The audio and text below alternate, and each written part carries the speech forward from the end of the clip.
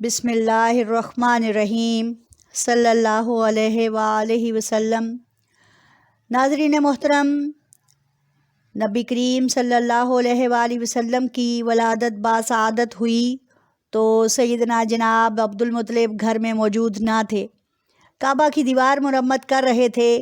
حضرت عبد المطلب فرماتے ہیں کہ میں کعبہ شریف کا طواف کر رہا تھا، میں نے دیکھا کہ بیت اللہ شریف چاروں جانب جھکا اور مقام ابراہیم کی جانب سجدے میں پڑ گیا اور تکبیر و تسبیح کی آوازیں آنے لگیں۔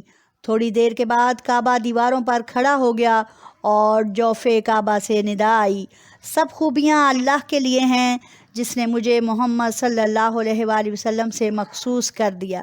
ارکان کعبہ پھر ایک دوسرے کو مبارکباد دینے لگے۔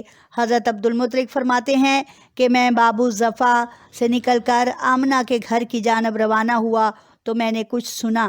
قد جاءکم رسول اللہ صلی اللہ علیہ وآلہ وسلم۔ میں نے آنکھیں ملتے ہوئے کہا، یہ خواب ہے یا بیداری؟ آمنہ کے مکان پر پرندے چکر کاٹ رہے تھے اور کمرے سے کستوری کی خوشبو آ رہی تھی۔ میں نے پوچھا کیا ہوا ہے تو مجھے بتایا گیا سید خیر البشر کی ولادت ہوئی ہے۔ میں نے دروازہ پر دستک دی تو آمنہ رضی اللہ تعالی عنہا نے خود دروازہ کھولا، اس پر نفاس کا کچھ اثر نہ تھا۔ میں نے سیدہ آمنہ رضی اللہ تعالی عنہا سے پوچھا، تمہاری پیشانی کی چمک کہاں گئی؟ سیدہ آمنہ رضی اللہ تعالی عنہا نے جواب دیا، وہ چمک دنیا میں اتر آئی ہے۔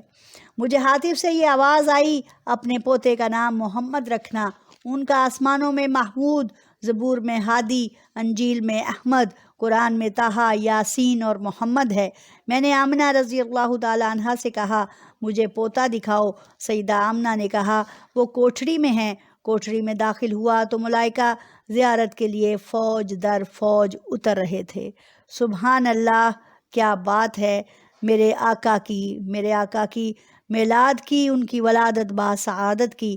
اس کے بعد دادا اپنے پوتے کو ہاتھوں پہ لیے خانہ کعبہ میں داخل ہوئے اور وہاں پہ ان کے لیے دعا فرمائی اور ان کا نام نامی محمد مصطفیٰ صلی اللہ علیہ وآلہ وسلم رکھا گیا۔ سبحان اللہ، وآخر دعوانا الحمد للہ رب العالمین۔